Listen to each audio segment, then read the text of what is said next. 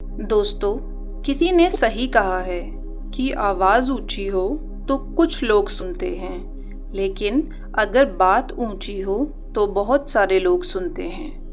नमस्कार दोस्तों, YouTube channel में आपका दिल से स्वागत है। ये कहानी एक 24 साल के लड़के की है जो सेठ के यहाँ पर नौकरी करता था। उसके माँ बाप इस दुनिया में नहीं थे। उसकी ज़िंदगी बड़ी परेशानी में चल रही थी।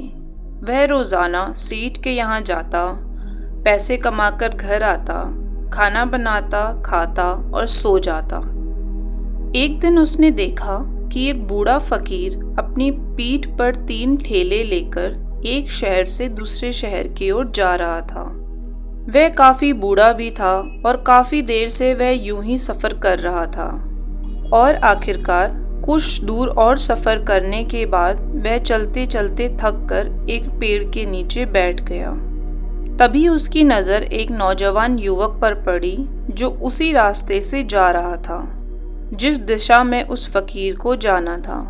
तभी वह लड़का उन बूढ़े फकीर के पास होकर गुजरा। इस पर वह फकीर उस लड़के से कहता है, सुनो बेटा, क्या तुम मेरी थोड़ी सी मदद कर सकते हो?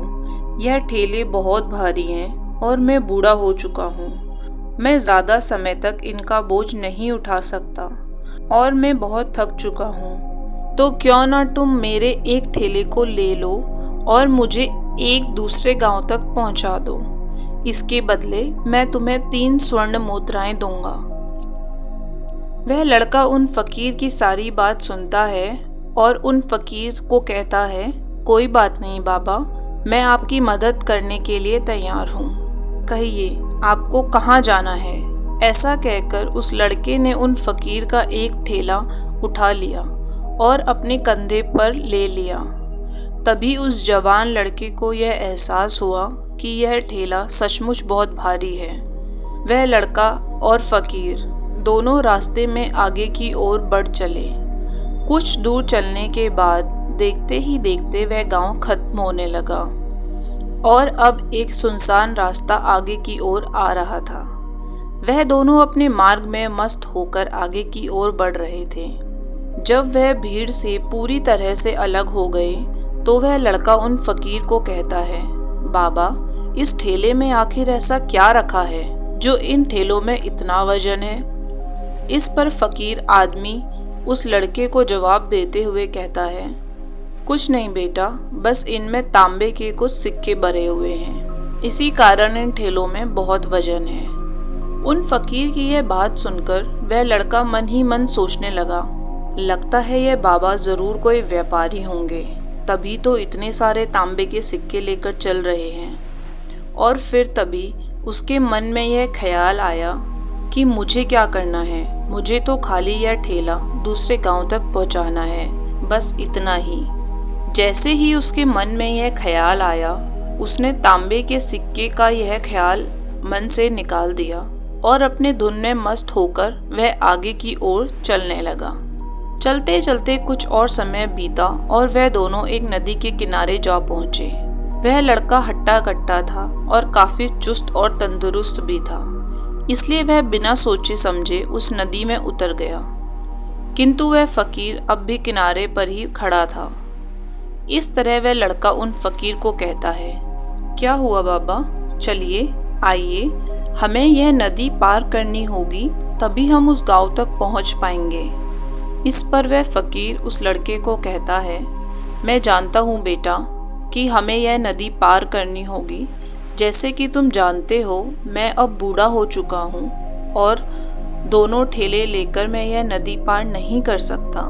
अगर मैं कहीं फिसल गया तो क्या होगा? क्या तुम मेरी एक और मदद कर सकते हो? क्या तुम मेरी एक और गठरी ले सकते हो? मैं तुम्हें इसके बदले भी 3 स्वर्ण मुद्राएं दूंगा। इस पर वह लड़का मुस्कुराते हुए उन फकीर को कहता है, बाबा, आप मुझे शर्मिंदा ना करें। यदि आप मुझे स्वर्ण मुद्राएं ना भी दें तो भी मैं आपका कार्य अवश्य करूंगा। मैं आपको उस दूसरे गांव तक जरूर पहुंचाऊंगा। इस पर वह फकीर मुस्कुराते हुए उस लड़के को कहता है, बेटा, तुम तो बड़े ही भले इंसान लगते हो। तो इतना कहकर उसने वह दूसरी गठरी भी उस लड़के को थमा दी। उस लड़के ने जब वह दूसरी गठरी अपने कंधे पर रखी तो वह गठरी उसे और भी ज्यादा भारी लगी, लेकिन उसने वहां पर कुछ न कहा। जैसे तैसे उन दोनों ने नदी पार करी।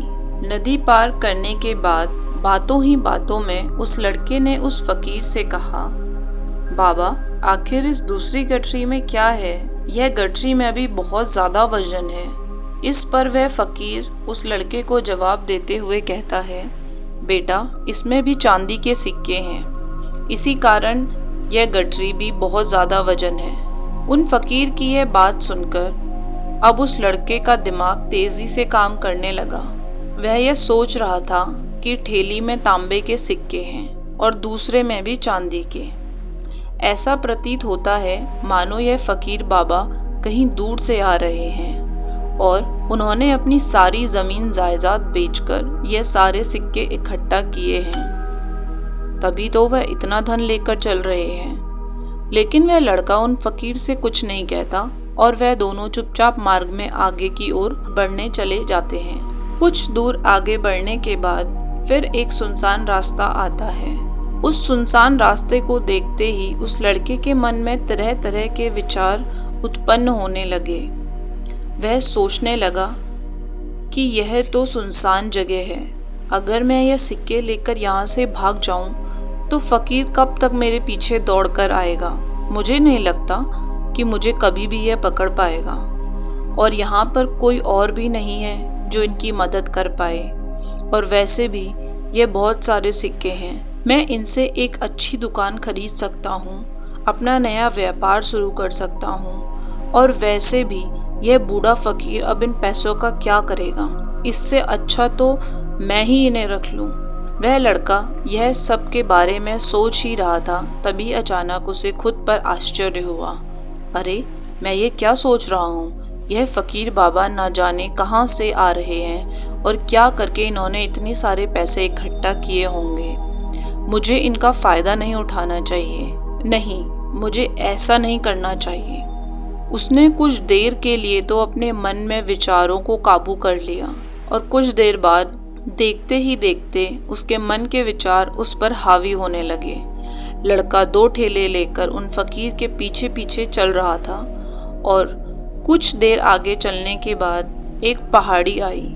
इस पर वह फकीर बाबा उस लड़के से कहता है, बेटा, यह पहाड़ी मैं नहीं चढ़ पाऊंगा। मैं काफ़ी बूढ़ा हो चुका हूँ और मेरे घुटने भी दर्द करते हैं। यदि मैं तुम्हें अपनी तीसरी गठरी भी दे दूँ तो क्या तुम ले लोगे? मैं तुम्हें 3 और स्वर्ण मुद्राएं दूंगा, लेकिन याद रखना, इसे कहीं गिराना मत, कहीं ये गठरियाँ खुल ना जाएं। इस पर वह लड़का उन फकीर को कहता है, बाबा, आखिर इसमें ऐसा क्या है? इस पर वह फकीर उस लड़के को कहता है, इसमें स्वर्ण मुद्राएं हैं। यह सुनकर वह लड़का मन ही मन बहुत प्रसन्न होने लगा। उसने चुपचाप वह गठरी भी उन फकीर से ले ली और देखते ही देखते वह दोनों मार्ग में आगे की ओर बढ़ने लगे। अब वह फकीर बिना कोई वजन लिए हुए आराम से पहाड़ की चढ़ाई पर चढ़ रहा था, किंतु वह नौजवान लड़का जो पीछे था वह वजन के कारण बहुत धीरे धीरे चल पा रहा था। लेकिन जब से उसने सोने का नाम सुना था उसका मन तो छलांग मार रहा था। वह मन ही मन सोच रहा था कि अगर मुझे यह सारा धन मिल जाए तो मेरा पूरा जीवन तो आराम से कट जाएगा। वैसे भी ये बाबा तो बूढ़े हो चुके हैं, भला इन्हें इतने ज़्यादा पैसों की क्या ज़रूरत, इनका जीवन तो वैसे भी कट चुका है। मैं एक काम करता हूँ, मैं यह सारा पैसा लेकर यहाँ से भाग जाता हूँ। लड़के के मन में अनगिनत विचार उठ रहे थे। लड़के का मन अब उसकी बुद्धि पर पूरी तरह से हावी हो चुका था। उस लड़के का मन अभी अपनी बात को सही साबित करने के लिए उससे कुछ भी कह रहा था और तभी उस लड़के के मन में एक और विचार उत्पन्न हुआ और अब की बार वह लड़का यह सोच रहा था, लगता है यह फकीर बाबा कोई चोर है, वरना इनके पास इतनी सारी स्वर्ण मुद्राएं आई कहाँ से। अगर यह कोई व्यापारी होते तो भला यह इस तरह से पैदल यात्रा तो नहीं करते। और अगर इनके पास इतना सारा पैसा है तो यह कोई और साधन भी तो अवश्य ले सकते थे। लगता है यह कोई चोर है और चोर से चोरी करने में भला क्या बुराई है। यह सोचकर वह लड़का उन फकीर से तेजी से आगे की ओर बढ़ रहा था और देखते ही देखते वह फकीर से आगे भी निकल चुका था। अब वह सोच रहा था कि जैसे ही इस पहाड़ की ढलान आएगी मैं तीनों गठेरियां लेकर भाग जाऊंगा। इससे यह सारे पैसे मेरे हो जाएंगे और मेरी गरीबी हमेशा हमेशा के लिए दूर हो जाएगी। मैं जो चाहूँगा वो कर पाऊंगा। मेरे पास बहुत सारा धन होगा। और देखते ही देखते वह दोनों पहाड़ की चोटी पर पहुंच गए। अब ढलान का रास्ता शुरू होने वाला था। तभी वह लड़का उन फकीर से नजरें बचाकर वह तीनों गठरियां लेकर भागता हुआ आगे बढ़ गया। अब उसे अपने शरीर बहुत हल्का महसूस हो रहा था, मानो उसे वह 3 ठेलों का वजन तक ना मालूम पड़ रहा हो। काफी दूर दौड़ते दौड़ते किसी तरह से वह अपने आप को बचाते बचाते अपने घर तक पहुंचा।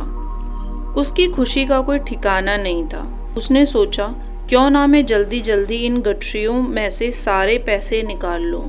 यह सोचकर जब उसने गठरियां खोली तो पहली गठरी में उसे लोहे से जंग भरे हुए सिक्के मिले। यह देखकर उसे यकीन नहीं हुआ।